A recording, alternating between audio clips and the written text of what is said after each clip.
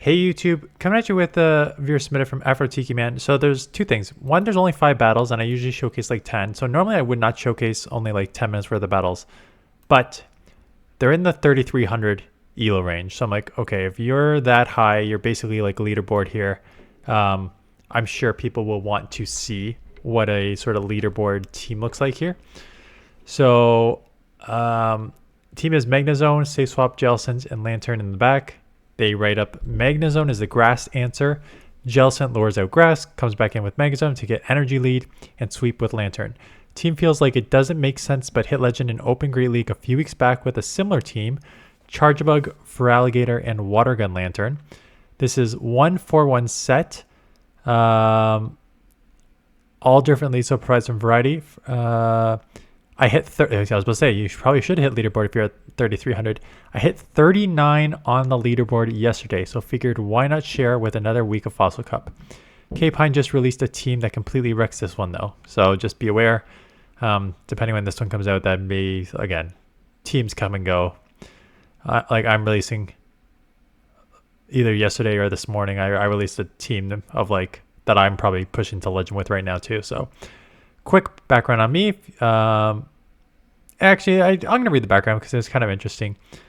I'm an engineer with a full-time job, married with 2 kids, 9 and 7. Played when the game came out, but quit in 2017. Came back in 2021 and discovered PvP. Hit Legends 7 times since and finally feel pretty consistent over the last 2 seasons. Like you, I'm not a grinder. I don't count opposing moves too well. I still have a ton of misplays. There's no factions or anything like that. I did compete at NAIC. Since I'm from Louisiana, I got smoked 1 and 2. Besides that, just GBL. I know a lot of people complain about the state of the game, but I enjoy the break it affords me. Right? So it doesn't. You don't need to be an all-star to get high to like 3,300 with not counting all the time and like not being like full-time job and kids. Right? It's not something that you need to put all your life into to try and hit Legend here. So let's take a look at the 5 battles, see how it plays out, and go from there. So we have Magnezone and Whiscash. That's a terrible lead. So we are going to get out into Jellicent as a safe swap. Whiscash is going to be actually really tough for this team because you are double weak to Whiscash here, which is why they are throwing the Surf immediately because Surf will do well over 50%. You're also burning the Switch Clock. You're also putting it within Wild Charge and Surf for Lantern range. So doing lots of things you want to do. They are staying in and just going Mud Bomb, so they may not have a great answer for this, or they tried to catch. They tried to catch the Surf. Come Mantine again. Mantine's not an amazing answer, but you probably should have made that switch way sooner. Gonna force them to throw here, and I'm laughing because of just like, oh yeah, this is the 3,300 range. So usually when I'm like showcasing 2,100, 2,200 ELO range, I'm like, your opponent played like crap. You're playing like crap. What are these moves? And here we have a Mantine farming up to right in the middle of your last move as you get to the Shadow Ball. So pure just knowing the counts on Jellicent, knowing the fast move timing on both these Pokemon, and throwing it just before they get to the Shadow Ball to force our subscriber here to make a decision. Like, these are the types of things. This is why I wanted to showcase this, because these are the types of things that I can just be like, yes, you need to do this. You need to do this. And it's a lot easier for me to just show you, like, this is a perfect example of what you need to do, as opposed to like trying to explain without like any examples in the 2,100 range. So like, this is perfect. The Mantine farmed up a ton, counted properly, knowing you had to throw a Shadow Ball, knowing when the Shadow Ball is coming up, and now is going to force these air release before to make sure that you shield if you want to try and take switch here or just go down with all this energy. So, ooh, I feel like that was like half the game there. Try to instant swap to Lantern here. Try to bank that energy and go Lantern. Look at this. Switch clock not up yet. Now it's up. 1, 2. So like click to twice, but it looks like you like got caught mid animation there. So like I think you clicked on the when it had not come up yet. Like it's still like a little bit, it's still a little bit gray here. And basically what that did was it made your fast move go. So, or you click down there. So one, oh, sorry, I did not go far back enough.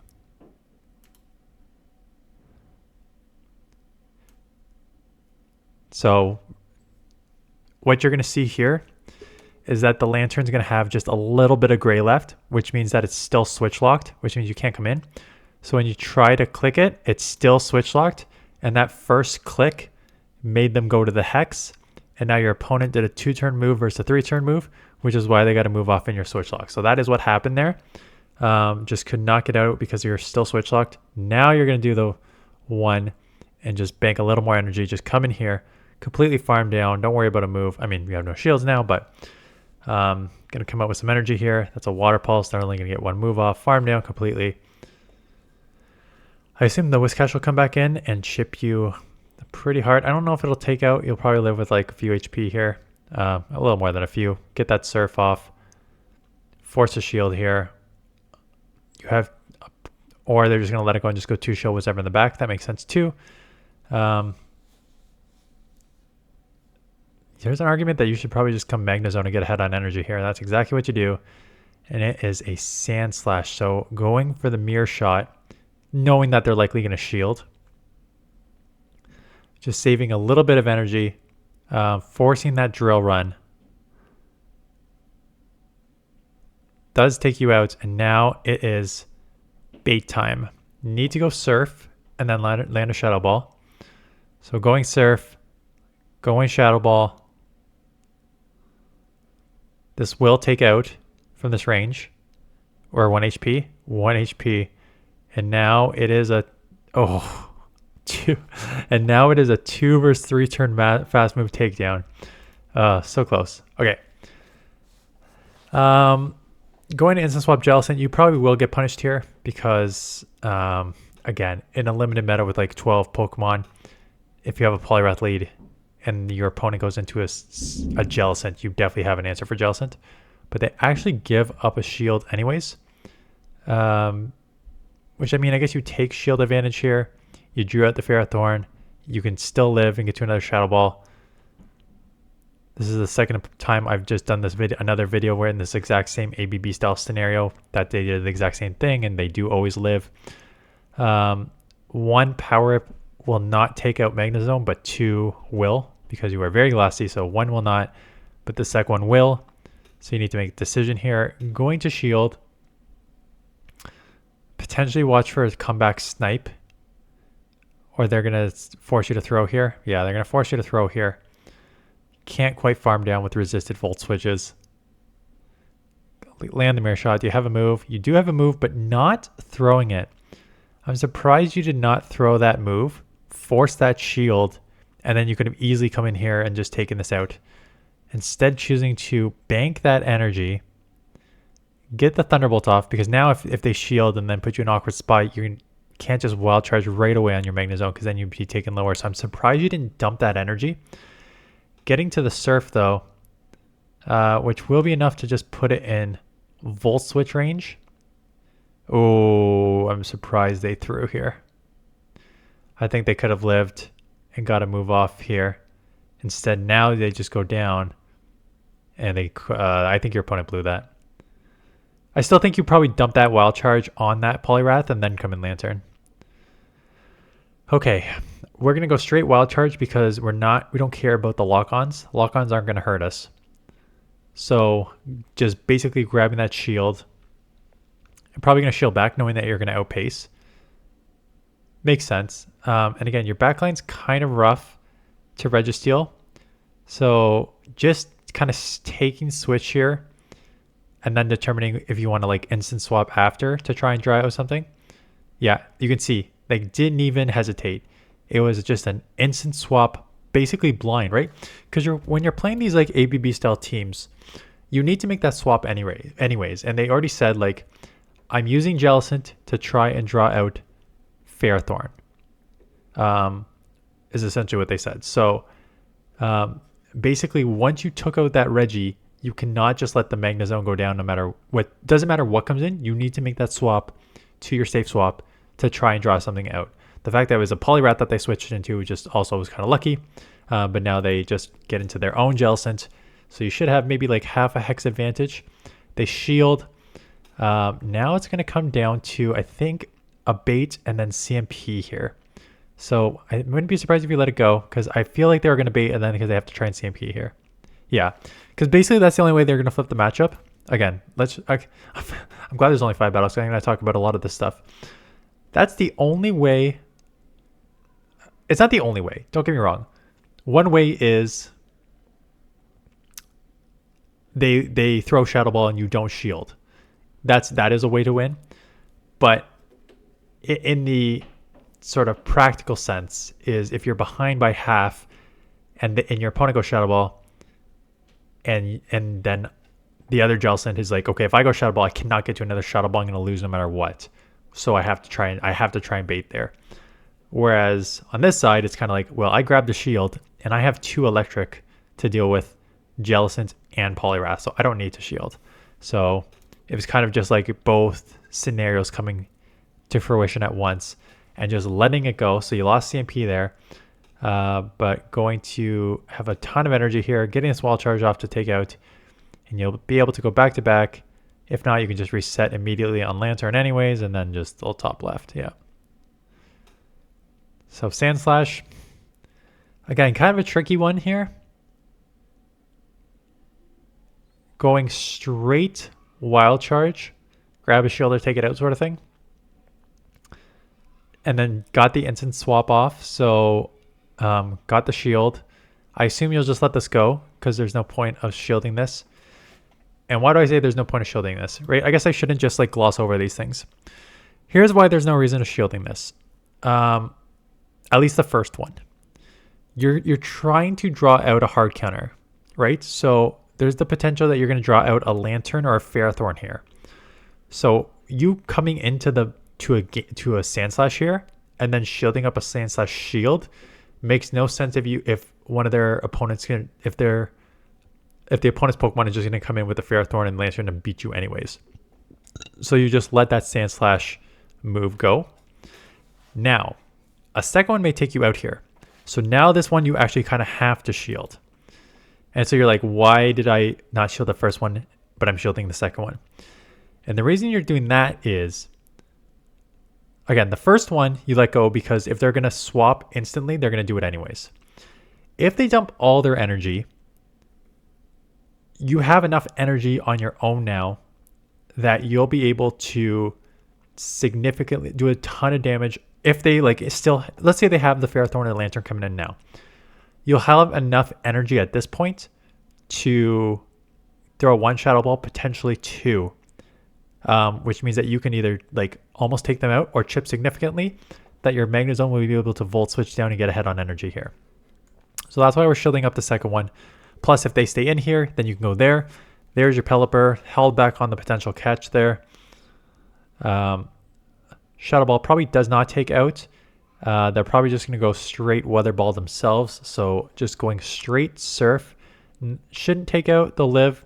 And now they can just Weather Ball you down. So kind of a tough scenario for you. I mean, you have to let it go. There's 2 answers to this. I think you just come Lantern because they could potentially get to a Weather Ball and then you don't really want to take it on the Magnezone.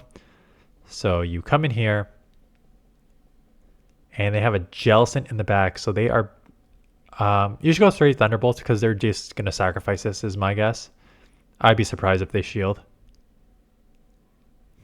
And again, why am I surprised that they shield? I'm surprised that they would shield because Sand Slash is your best win con here. Because you have the draw run that's just super effective against Magnezone and Lantern.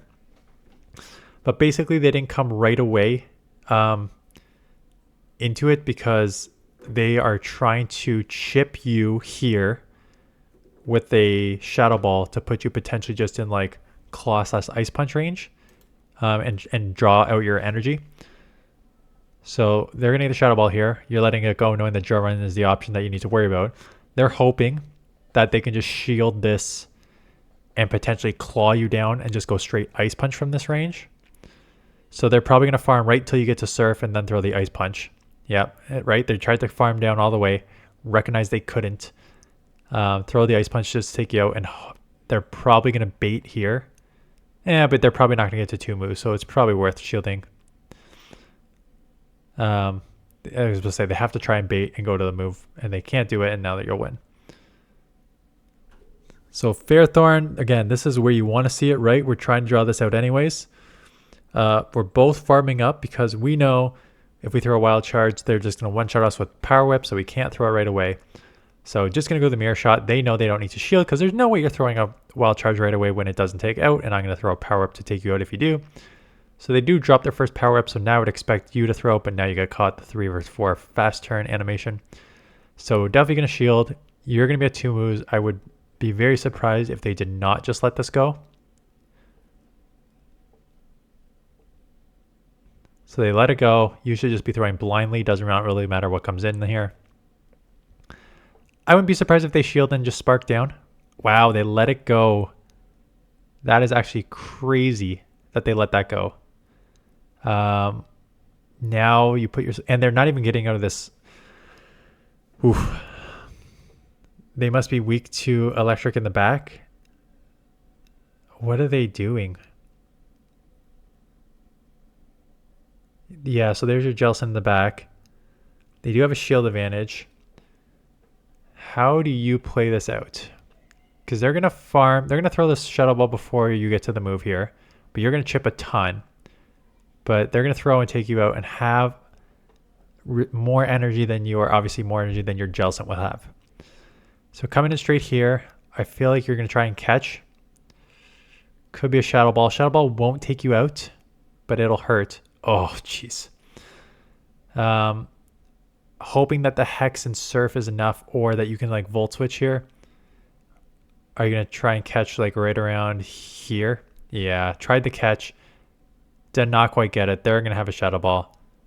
Tried to CMP on the Surf, but that 0 attack is killing you here. They get off a Shadow Ball. 1 HP. The Volt Switches will do enough damage to put this in Surf range and live with that 1 HP. Your IVs killed you. The IVs killed you because they get the CMP off. And also you live because 0-14-14 is a great amount of bulk. So here we are. Was at 32.97. Was at 32.97. 4-1.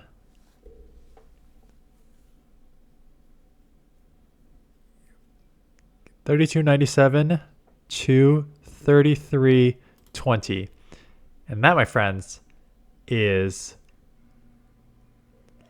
leaderboard elo in action. That is 23 elo gained for a 4-1. And again, if you're new to this channel, you don't know. I mean, I say go watch my first couple videos because that's when I talked about it, but I don't recommend you doing that because I was terrible back in the day at YouTube. I mean, I'm still pretty bad, but better now. I hit number 14 or 18 on the leaderboard. That's the highest I've ever been. And I went 4-1 up in there and I got like 8 points. And then I went 2-3 and I lost like 40. It's a different elo system up there. So generally when you're in like anything below legend, quite honestly, even like, as long as you're not leaderboard, anything below legend, it's basically like 3-2, 2-3 is like 10 to 15 point swing there. 4-1, 1-4 is like a 40 point swing. And then like a 0-5, 5-0 is like a 70 point swing. It's pretty consistent when you're lower there, but when you get to this level, nah, it depends where you are on the leaderboard and stuff like that. So got to 33.20, 23 elo with a 4-1 here. Anyways, that is a team, and we still managed to get 20 minutes out of it because there was a lot to go over. And again, it's a lot easier to go over some of that stuff when you can just see it in action about all the good that people were doing there. So yeah, congratulations on hitting leaderboard. And it's funny because they submitted like a 25-minute video, which fast forwarded was like 18 minutes. at 1.5 speed.